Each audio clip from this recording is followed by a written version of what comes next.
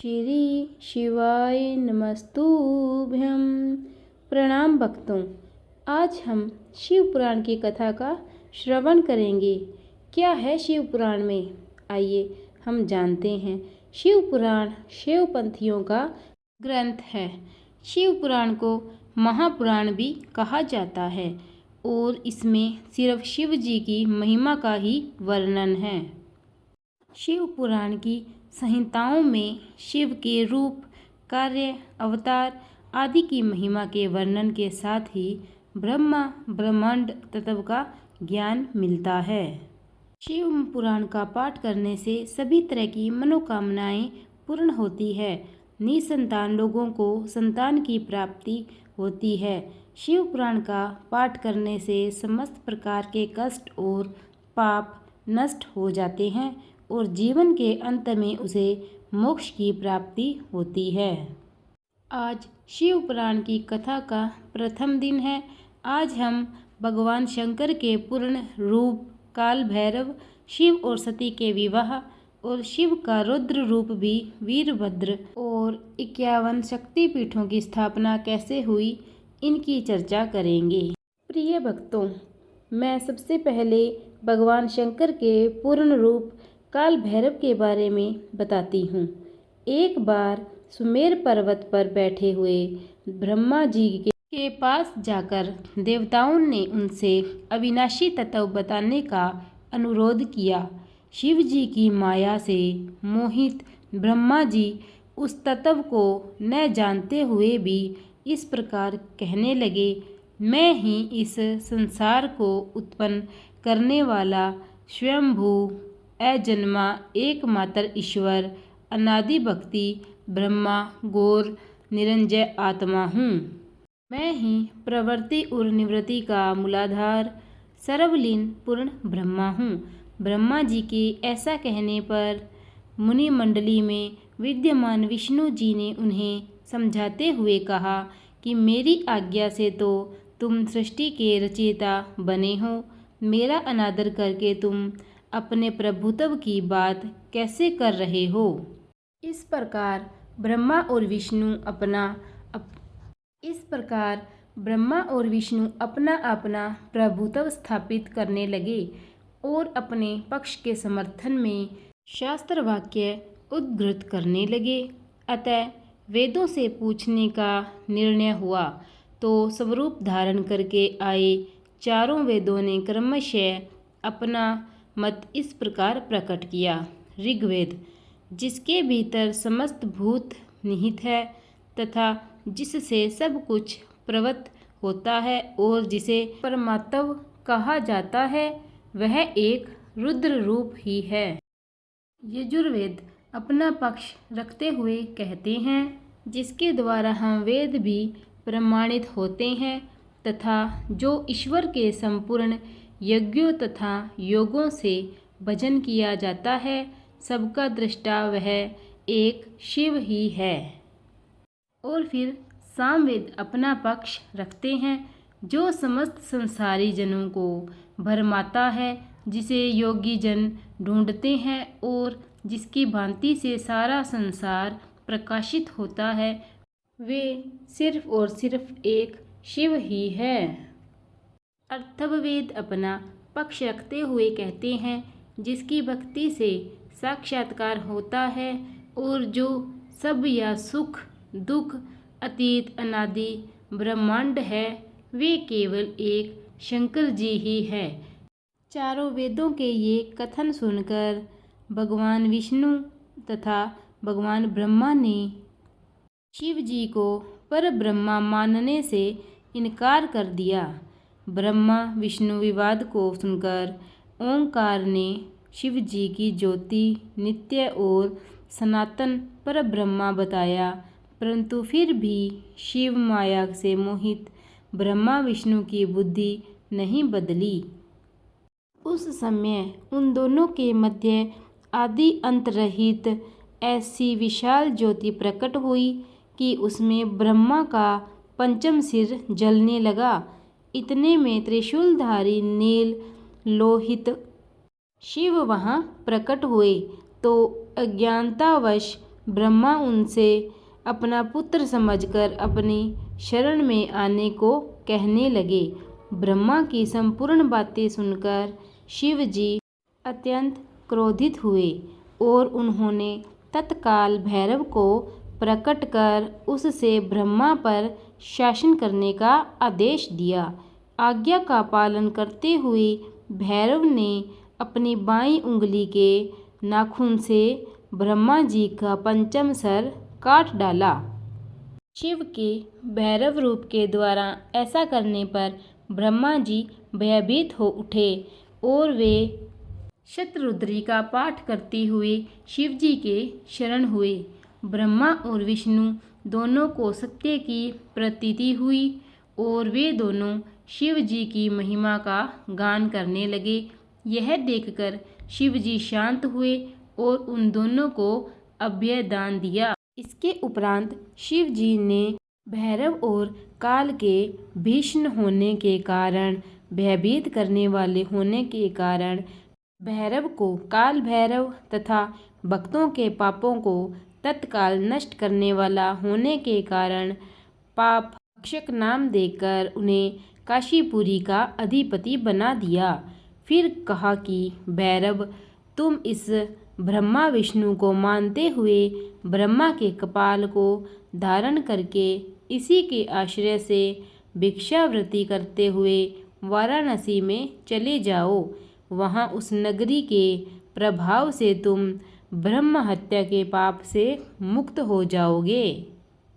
शिवजी की आज्ञा से भैरव जी हाथ में कपाल लेकर ज्यों ही काशी की ओर चले, ब्रह्म हत्या उनके पीछे पीछे ही चली।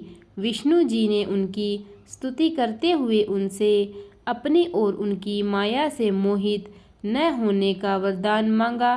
विष्णु जी ने ब्रह्म हत्या के भैरव जी के पीछा करने की माया पूछना चाही तो ब्रह्म हत्या ने बताया कि वह तो अपने आप को पवित्र और मुक्त होने के लिए भैरव का अनुसरण कर रही है। भैरव ज्यों ही काशी पहुँचे त्यों ही उनके हाथ से चिमटा और कपाल छूटकर पृथ्वी पर गिर गए और तब से उस स्थान का नाम कपाल मोचन तीर्थ पड़ गया।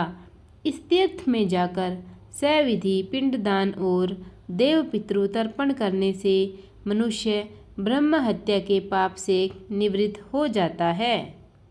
शिव पुराण में रुद्र रूप की कथा यहीं समाप्त होती है। अब हम चलते हैं शिव और सती के विवाह की तरफ। आइए हम शिव और सती के विवाह का श्रवण करते हैं। दक्ष प्रजापति की कई पुत्रियां थीं। सभी पुत्रियां गुणवती थीं। फिर भी दक्ष के मन में संतोष नहीं था। वे चाहते थे उनके घर में एक ऐसी पुत्री का जन्म हो जो सर्वशक्ति संपन्न हो एवं सर्व विजयिनी हो, जिसके कारण दक्ष एक ऐसी ही पुत्री के लिए तप करने लगे। तप करते करते अधिक दिन बीत गए तो भगवती आद्या ने प्रकट होकर कहा, मैं तुम्हारे तप से प्रसन्न हूँ। तुम किस कारणवश तप कर रहे हो? दक्ष ने तप करने का कारण बताया तो माँ बोली, मैं स्वयं पुत्री के रूप में तुम्हारे यहाँ जन्म धारण करूँगी। मेरा नाम होगा सती। मैं सती के रूप में जन्म लेकर अपनी लीलाओं का विस्तार करूँगी। फलतः भगवती आद्या ने सती रूप में दक्ष के यहाँ जन्म लिया। सती दक्ष की सभी पुत्रियों में सबसे अलौकिक थी। बाल्य अवस्था में ही कई ऐसे अलौकिक आश्चर्य चलित करने वाले कार्य कर दिखाए थे जिन्हें देखकर स्वयं दक्ष को भी विस्मयता होती रहती थी। जब सती विवाह योग्य हो गई तो दक्ष को उनके लिए वर की चिंता होने लगी। उन्होंने ब्रह्मा जी से इस विषय में परामर्श किया। ब्रह्मा जी ने कहा, सती आद्या का अवतार है। आद्या आदि शक्ति और शिव आदि पुरुष है। अतः सती के विवाह के लिए शिव ही योग्य और उचित वर है। दक्ष ने ब्रह्मा जी की बात मानकर सती का विवाह भगवान शिव के साथ कर दिया। सती कैलाश में जाकर भगवान शिव के साथ रहने लगी। भगवान शिव के दक्ष के दामाद थे, किंतु एक ऐसी घटना घटित हो गई जिसके कारण दक्ष के हृदय में भगवान शिव के प्रति बैर और विरोध भाव पैदा हो गया। एक बार देवलोक में ब्रह्मा ने धर्म के निरूपण के लिए एक सभा का आयोजन किया था। सभी बड़े बड़े देवता सभा में एकत्र हो गए थे। भगवान शिव भी इस सभा में बैठे थे। सभा मंडल में दक्ष का आगमन हुआ। दक्ष के आगमन पर सभी देवता उठकर खड़े हो गए, पर भगवान शिव खड़े नहीं हुए। उन्होंने दक्ष को प्रणाम भी नहीं किया। फलतः दक्ष ने अपमान का अनुभव किया। केवल यही नहीं, उनके हृदय में भगवान शिव के प्रति ईर्ष्या की आग जल उठी।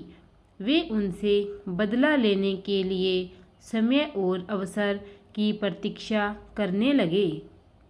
एक बार सती और शिव कैलाश पर्वत पर बैठे हुए परस्पर वार्तालाप कर रहे थे कि उसी समय आकाश मार्ग से कई विमान कणखल की तरफ जाते हुए दिखाई पड़े।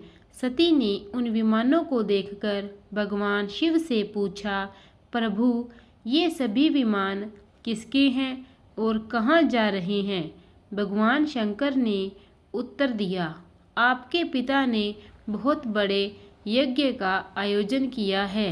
समस्त देवता और देवगणनाएं इसी विमान में बैठकर उसी यज्ञ में सम्मिलित होने के लिए जा रहे हैं। इस पर सती ने दूसरा प्रश्न किया, क्या मेरे पिता ने आपको यज्ञ में सम्मिलित होने के लिए बुलाया? भगवान शंकर ने उत्तर दिया, आपके पिता मुझसे बैर रखते हैं, फिर वे मुझे क्यों बुलाने लगे? सती मन ही मन सोचने लगी, फिर बोली, यज्ञ के इस अवसर पर अवश्य मेरी सभी बहनें आएंगी। उनसे मिले हुए बहुत दिन हो गए। यदि आपकी अनुमति हो तो मैं भी अपने पिता के घर जाना चाहती हूँ। यज्ञ में सम्मिलित हो लूँगी और बहनों से भी मिलने का सुअवसर मिलेगा। भगवान शिव ने उत्तर दिया, इस समय वहाँ जाना उचित नहीं होगा। आपके पिता मुझसे जलते हैं, हो सकता है वे आपका भी अपमान करें। बिना बुलाए किसी के घर जाना उचित नहीं होता है। इस पर सती ने प्रश्न किया, ऐसा क्यों? भगवान शिव ने उत्तर दिया, विवाहिता लड़की को बिना बुलाए पिता के घर नहीं जाना चाहिए, क्योंकि विवाह हो जाने पर लड़की अपने पति की हो जाती है। पिता के घर से उसका संबंध टूट जाता है। लेकिन सती पीहर जाने के लिए हठ करती रही, अपनी बात बार बार दोहराती रही। उनकी इच्छा देखकर भगवान शिव ने पीहर जाने की अनुमति दे दी। उनके साथ अपना एक गण भी साथ में भेज दिया। उस गण का नाम वीरभद्र था। सती वीरभद्र के साथ अपने पिता के घर गई। घर में सती से किसी ने भी प्रेम पूर्वक वार्तालाप नहीं किया। दक्ष ने उन्हें देखकर कहा, तुम क्या यहाँ मेरा अपमान कराने आई हो? अपनी बहनों को तो देखो, वे किस प्रकार भांति भांति के अलंकारों और सुंदर वस्त्रों से सुसज्जित है। तुम्हारे शरीर पर मात्र बागंबर है। तुम्हारा पति शमशानवासी और भूतों का नायक है। वह तुम्हें बागंबर छोड़कर और पहना ही क्या सकता है? दक्ष के कथन से सती के हृदय में पश्चाताप का सागर उमड़ पड़ा। वे सोचने लगी, उन्होंने यहाँ आकर अच्छा नहीं किया। भगवान ठीक ही कह रहे थे, बिना बुलाए पिता के घर भी नहीं जाना चाहिए। पर अब क्या हो सकता है, अब तो आ ही गई हूँ। पिता के कटु और अपमानजनक शब्द सुनकर भी सती मौन रही। वे उस यज्ञ मंडल में गई जहाँ सभी देवता और ऋषि मुनि बैठे थे तथा यज्ञ कुंड में धुधु करती जलती हुई अग्नि में आहुतियाँ डालने जा रही थी। सती ने यज्ञ मंडप में सभी देवताओं के भाग देखे, किंतु भगवान शिव का भाग नहीं देखा। वे भगवान शिव का भाग न देखकर अपने पिता से बोली, पितृश्रेष्ठ, यज्ञ में तो सबके भाग दिखाई पड़ रहे हैं, किंतु कैलाशपति का भाग नहीं है। आपने उनका भाग क्यों नहीं रखा? दक्ष ने गर्व से उत्तर दिया, मैं तुम्हारे पति शिव को देवता नहीं समझता।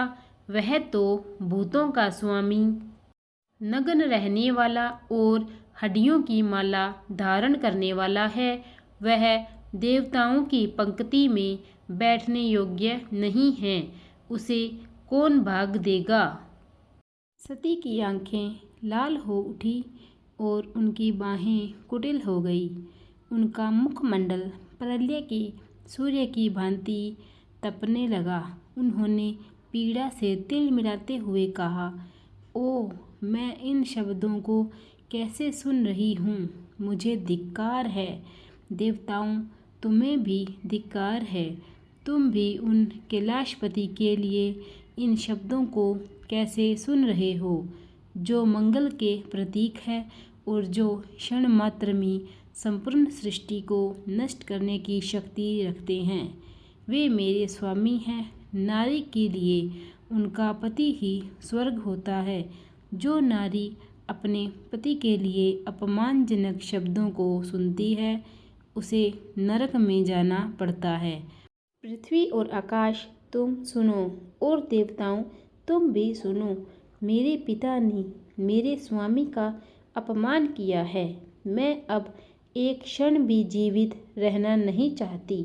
सती अपने कथन को समाप्त करती है और यज्ञ के कुंड में कूद पड़ती है। जलती हुई आहुतियों के साथ उनका शरीर भी जलने लगा। यज्ञ मंडप में खलबली पैदा हो गई। हाहाकार मच गया। देवता उठकर खड़े हो गए। वीरभद्र क्रोध से कांप उठे। वे उछल उछलकर यह विध्वंस करने लगे। यज्ञ मंडप में भगदड़ मच गई। देवता और ऋषि मुनि भाग खड़े हुए। वीरभद्र ने देखते ही देखते दक्ष का मस्तक काटकर फेंक दिया। समाचार भगवान शिव के कानों में भी पड़ा और फिर वे प्रचंड आंधी की भांति कनखल जा पहुँचे। सती के जले हुए शरीर को देखकर भगवान शिव ने अपने आप को भुला दिया। सती के प्रेम और उनकी भक्ति ने शंकर के मन को व्याकुल कर दिया। उन शंकर के मन को व्याकुल कर दिया जिन्होंने काम पर भी विजय प्राप्त की थी और जो सारी सृष्टि को नष्ट करने की क्षमता रखते थे। वे सती के प्रेम में खो गए, बेसुध हो गए। भगवान शिव ने उन्मत्त की भांति सती के जले हुए शरीर को कंधे पर रख लिया। वे सभी दिशाओं में भ्रमण करने लगे। शिव और सती के इस अलौकिक प्रेम को देखकर पृथ्वी रुक गई, हवा रुक गई, जल का प्रवाह ठहर गया और रुक गया। देवताओं की सांसें भी रुक गई। सृष्टि व्याकुल हो उठी। सृष्टि के सभी प्राणी त्राहिमाम करने लगे। भयानक संकट उपस्थिति देखकर सृष्टि के पालक भगवान विष्णु आगे बढ़े। वे भगवान शिव को बेसुधी में अपने चक्र से सती के एकाएक अंग को काटकर गिराने लगे। धरती पर 51 स्थानों में सती के अंग कटकर गिरे। जब सती के सारे अंग कटकर गिर गए तो भगवान शिव पुनः अपने आप में आए। जब वे अपने आप में आए तो पुनः सृष्टि के सारे कार्य चलने लगे। धरती पर जिन 51 स्थानों में सती के अंग कट कट कर गिरे थे, वे ही स्थान आज शक्ति के पीठ स्थान माने जाते हैं। आज भी उन स्थानों में सती का पूजन होता है, उपासना होती है। प्रिय भक्तों, ऐसे हुआ था शिव और शक्ति का विवाह। अब शिव और सती की विवाह की कथा समाप्त होने के बाद अब हम आगे चलते हैं और शिव पुराण में कैसे हुआ था शिव के रुद्र रूप वीरभद्र का अवतार। शिव पुराण में क्या है वीरभद्र की महिमा, आइए हम सुनते हैं। यह अवतार तब हुआ था जब ब्रह्मा के पुत्र दक्ष ने यज्ञ का आयोजन किया, लेकिन भगवान शिव को उसमें नहीं बुलाया। जबकि दक्ष की पुत्री सती का विवाह शिव से हुआ था। यज्ञ की बात ज्ञात होने पर सती ने भी वहां चलने को कहा, लेकिन शिव ने बिना आमंत्रण के जाने से मना कर दिया। फिर भी सती जिद कर अकेली ही वहां चली गई। अपने पिता के घर जब उन्होंने शिव का और स्वयं का अपमान अनुभव किया तो उन्हें क्रोध भी हुआ और उन्होंने यज्ञ वेदी में कूदकर अपनी देह त्याग दी। जब भगवान शिव को यह पता हुआ तो उन्होंने क्रोध में अपने सिर से एक जटा उखाड़ी और उसे रोषपूर्वक पर्वत के ऊपर पटक दिया। उस जटा के पूर्व भाग से महाभयानक वीरभद्र प्रकट हुए। शास्त्रों में भी इस बात का उल्लेख किया गया है। अर्थात सती के प्राण त्यागने से दुखी भगवान शिव ने उग्र रूप धारण कर क्रोध में अपने होठ चबाते हुए अपनी एक जटा उखाड़ ली, जो बिजली और आग की लपट के समान दीप्त हो रही थी। सहसा खड़े होकर उन्होंने गंभीर अट्टहास के साथ जटा को पृथ्वी पर पटक दिया। इसी से महाभयंकर वीरभद्र प्रकट हुए। भगवान शिव के वीरभद्र अवतार का हमारे जीवन में बहुत महत्व है। यह अवतार हमें संदेश देता है कि शांति का प्रयोग वहीं करें जहां उसका सदुपयोग हो। वीरों के दो वर्ग होते हैं, भद्र एवं अभद्र वीर। राम, अर्जुन और भीम वीर थे। रावण, दुर्योधन और कर्ण भी वीर थे, लेकिन पहला भद्र सभ्य वीर वर्ग और दूसरा अभद्र असभ्य वीर वर्ग है। सभ्य वीरों का काम होता है हमेशा धर्म के पथ पर चलना तथा निसहायों की सहायता करना। वहीं असभ्य वीर वर्ग सदैव अधर्म के मार्ग पर चलते हैं तथा निशक्तों को परेशान करते हैं। भद्र का अर्थ होता है कल्याणकारी, अतः वीरता के साथ भद्रता की अनिवार्यता इस अवतार से प्रतिपादित होती है। प्रेम से बोलिए हर हर महादेव। प्रिय भक्तों, ऐसे हुआ था वीरभद्र का अवतार। वीरभद्र शिव के प्रथम स्वरूप थे और शिव पुराण में वीरभद्र का वर्णन इतना ही है। प्रिय भक्तों, आज हमने श्रवण किया कि शिव के महाकाल स्वरूप काल भैरव और वीरभद्र का अवतार, और हमने यह भी श्रवण किया कि कैसे हुई थी सती के 51 शक्तिपीठों की स्थापना। आज हम यहीं शिव पुराण की कथा को विराम देते हैं। इसके आगे की कथा हम कल श्रवण करेंगे। कल हम श्रवण करेंगे शिव पार्वती विवाह, शिव विवाह और भगवती तुलसी की कथा। अब हम करेंगे शिव पुराण की आरती। आइए हम सब मिलकर करते हैं। ये शिव पुराण है महाग्रंथ, सद्मार्ग बताने वाला, सबकी बिगड़ी बनाने वाला।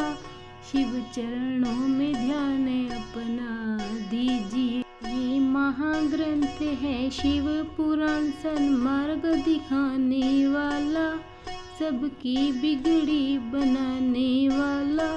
सुनते सुजान करते हैं ध्यान, शिवे अमृत रस को पीजिए। शिव चरणों में ध्यान दीजिए, शिव चरणों में ध्यान तुम दीजिए। झांकी अनूप कल्याण रूप, सबके मन को ये भाई। मन मंदिर में बस जाए, मन मंदिर में बस जाए। शिव ध्यान लगा मन को भी जगा, तन मन धन अर्पण कीजिए। शिव चरणों में ध्यान अपना दीजिए, शिव चरणों में ध्यान अपना दीजिए। 24,000 श्लोकों का सार ये पावन ग्रंथ कहाए। शिव की महिमा बतलाए, शिव की महिमा बतलाई। हो जा पुनित विषयों को जीत, मन कामना फल सब लीजिए। शिव चरणों में ध्यान अपना दीजिए, शिव चरणों में ध्यान अपना दीजिए। ये विश्वनाथ करते संघात, सब दुख मिटाने वाला। भव पार लगाने वाला है, भव पार लगाने वाला। जप नमः शिवाय, जप नमः शिवाय, जीवन सफल सब कीजिए। शिव चरणों में ध्यान अपना दीजिए, शिव चरणों में ध्यान अपना दीजिए। श्री शिवाय नमस्तुभ्यं। धन्यवाद। भक्तजनों, अगर आपको मेरी ये सुनाई गई शिव पुराण कथा अच्छी लगी हो तो प्लीज़ लाइक कीजिए और मेरे पेज को सब्सक्राइब कीजिए। ज़्यादा से ज़्यादा शेयर कीजिए ताकि मुझे मोटिवेशन मिले और मैं डेली आप तक नई वीडियो पहुंचा सकूं। आज हम यहीं पर विश्राम देते हैं शिव पुराण की कथा का, और कल फिर से श्रवण करेंगे इसके आगे की कथा। तब तक प्रेम से बोलिए हर हर महादेव।